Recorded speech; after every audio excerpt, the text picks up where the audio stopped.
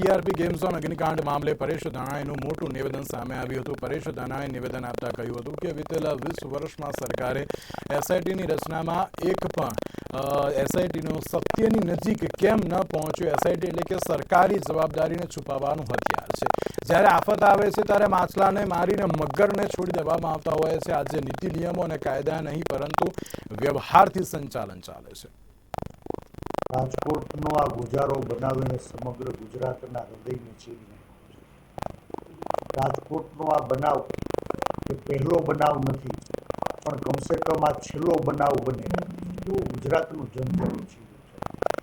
નામદાર હાઈકોર્ટે પણ સો મોટો પિટિશન કરી સરકાર અને તંત્ર સામે થોડા સવાલો ઉઠાવ્યા। સવાલ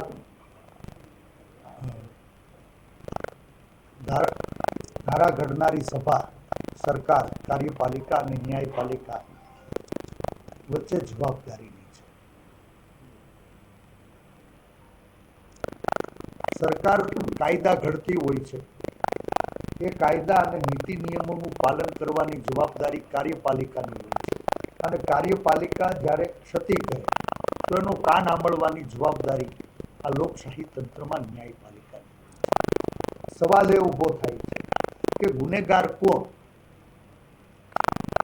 કામદાર ક્યાંય કામમાં ક્ષતિ કરે તો એના માટે કામદાર કરતા વધુ સુપરવાઇઝર વધુ જવાબદાર હોય એવું ગઈકાલે જ આદરણીય વજુભાઈ વાળાએ।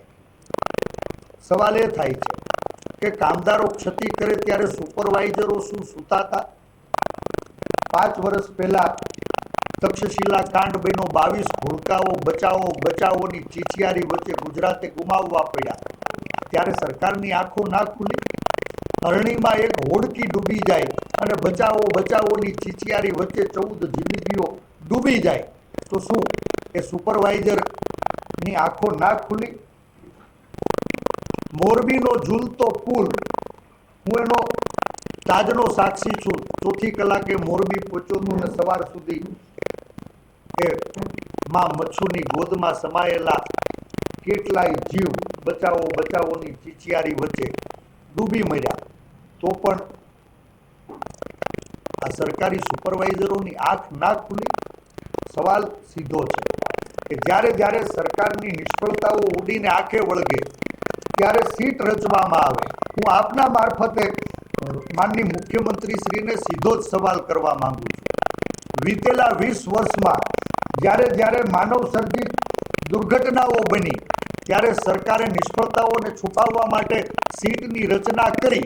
આજ 20 વર્ષ પછી ગુજરાત સવાલ પૂછે છે કે અત્યાર સુધીમાં જે સીટની રચના થઈ, સત્યને ઉજાગર કરવા માટે તમે સીટની રચના કરી હતી, 20 વર્ષ પછી પણ એક પણ સીટનો અહેવાલ એ સત્યની નજદીક કેમ ન પહોંચી શકે?